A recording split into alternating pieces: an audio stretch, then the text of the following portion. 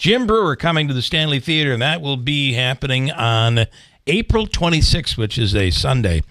One of the funniest shows you'll ever see. He's on the line right now. He's also, like me and Jeff, an enormous, broken-hearted Mets fan. Yes, he is. Jim Breuer, good morning. Good morning. Yeah.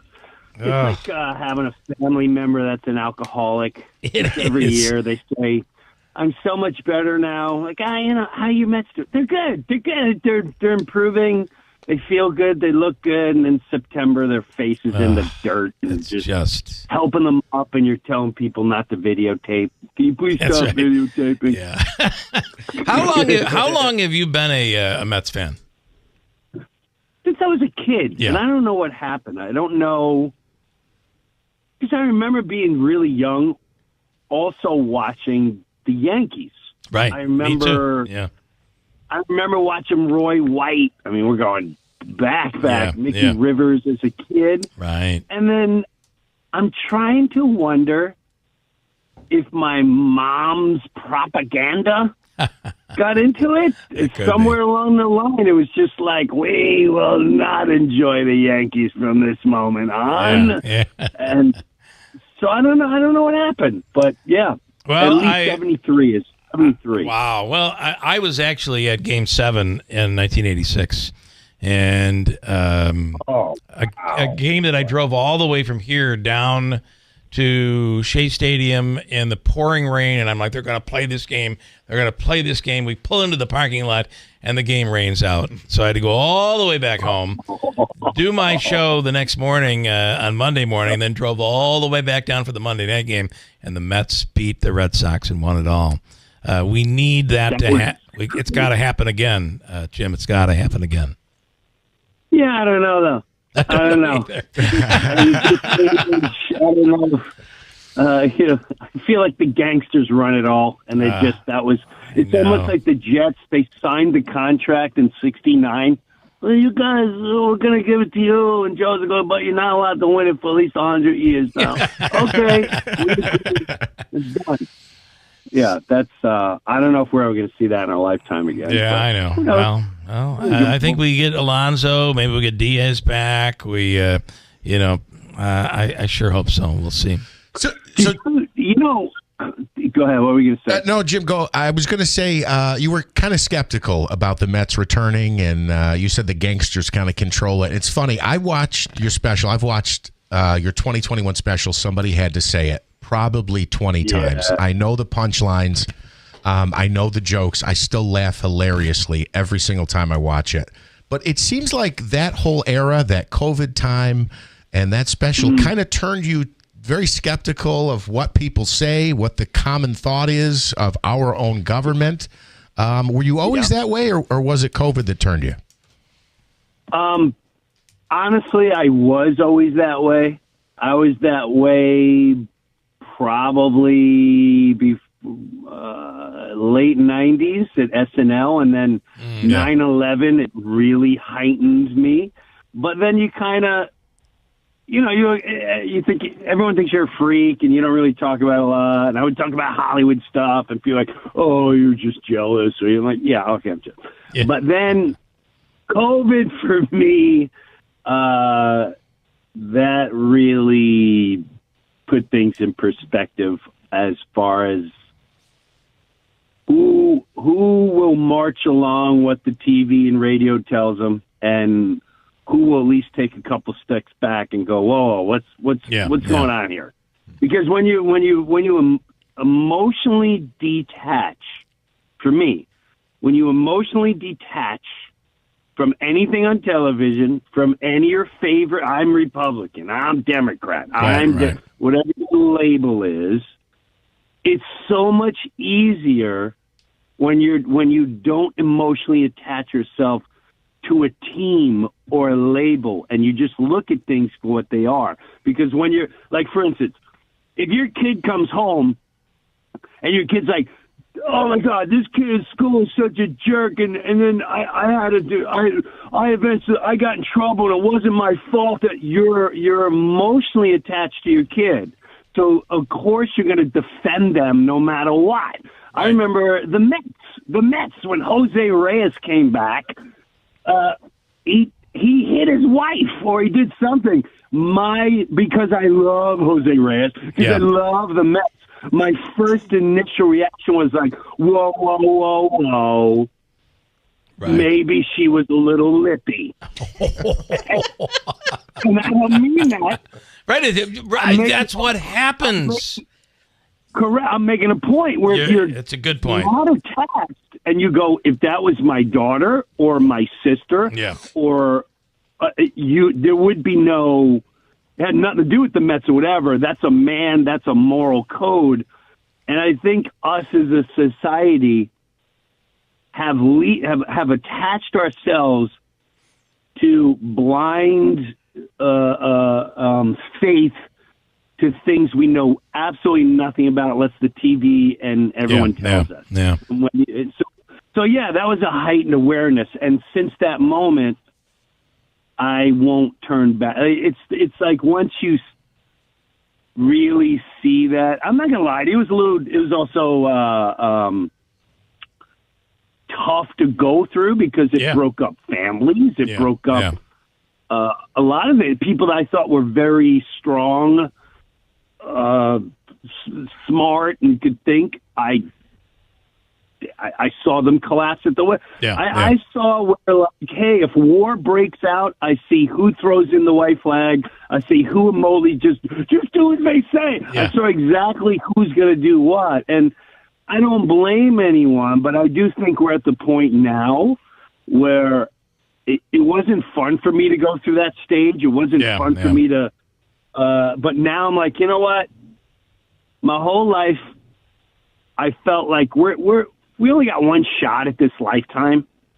And while we're here, my job is just let's entertain the troops while we're here. We don't have a lot of time here.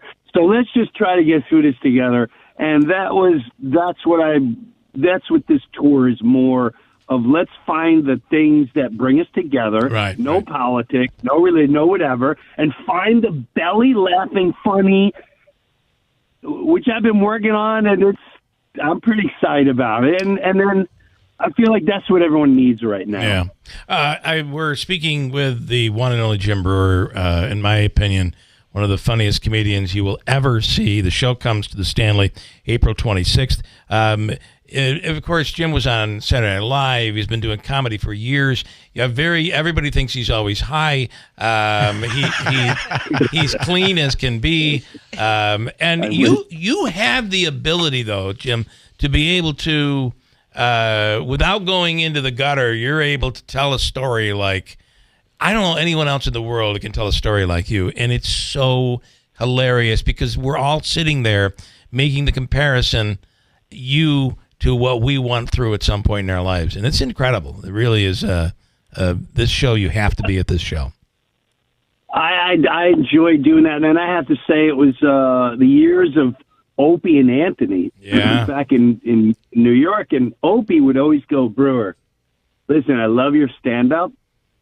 Your storytelling, I can watch you for hours. And once I really honed that in, I realized that was the true gift. I mean, the gift of making people laugh, but the gift of storytelling is the true gift that I have. And you know what? At the end of the day, I'm just a Long Island street kid that would stand on the corner telling stories and reacting everything. And I'm like, all right, just go to strength. That's what we need right now. I'm the guy in the corner.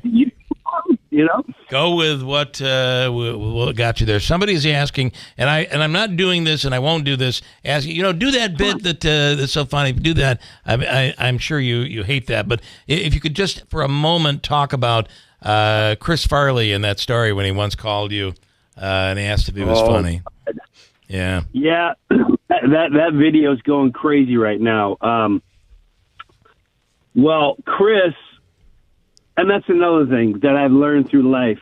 Unless you're morally grounded, no matter what comes your way, you're most likely not going to be prepared for it. Yeah. You want to be a millionaire, you want to be a star, you want to be the best of it. If you don't have your moral grounding, you're in serious trouble. Hence, I think you're referring to when Chris Farley, in the height of his height, he's $10 million a movie, 15, and back then that's like our 30, 40. Yeah. And he called me, and he was partying, and he's like, Jim, come on over the house, come on over. I said, hey, Chris, man, we got a long week, and something. I said, sure. And he snuck into the bathroom of his hotel room where I could hear people back up, and he simply asked, am I funny?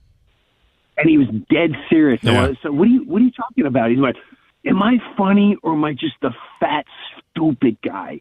And I got to pay for women. I said, that was such a snap of a reality for me, that he was who I wanted to be. Yeah. And here he is on top of the world.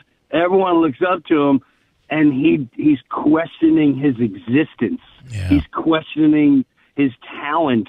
And it was very rough to hear. I talked him. I thought I talked him off the ledge, but 3 months later, he's gone. One of the funniest people on the planet questioning whether or not he's really funny. It's just incredible. I had another guy do that too. Yeah, another guy do that. Very big guy, and that was. I feel like that was Artie at one point. Artie Lange. He was the height of. He was in the height of Howard, and I said, Artie, I got to tell you, my brother-in-law listens to Howard only because of you. Yeah. And he went, it's not me. It's not. I said, no. You don't understand. He's not a Howard fan. He can't stand Howard. He loves you, and he listens. And he went, Howard can make a frog a star, or it has nothing to do with me. And he really...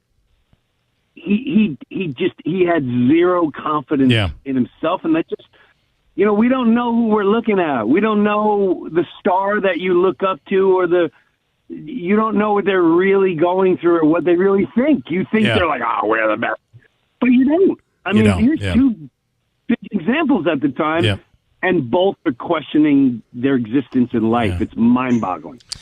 Wow. Again, back to affirming. Cup of coffee. Nobody can tell a story like you. Jim Breuer, we appreciate it tremendously. So my wife said, tickets go on sale tomorrow. You better get me tickets. And I'll be the guy right in the front. I got really good seats, so I'm pretty happy with that. Well, I will say this. Yes. I never show up to a venue.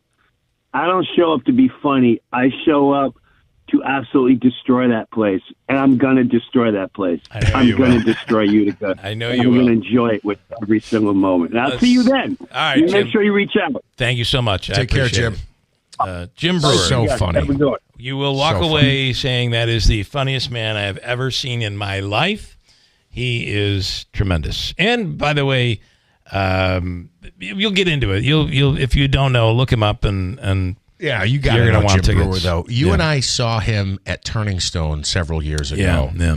And he came out, and this was when the Yankees first got Aaron Judge, and he was having that incredible rookie season. Yeah. And for 5 minutes, he just walked around holding the mic stand, pretending to be Aaron Judge, like a big, clunky, uncoordinated guy. And just his mannerisms and the way he was, he's just hilarious. I remember laughing so hard. I was sweating, I was crying, and all he was doing was making fun of Aaron Judge. I love the fact that he's coming in and he's going to stay away from the political world. There's no winning in that unless you're Jimmy Fallon and you know your audience. In this case, he has a very mixed audience, and you don't have to worry. It's a great show. Stanley, tickets at Ticketmaster.com, all of that. And the show is April 26th. That's a Sunday night coming up next year.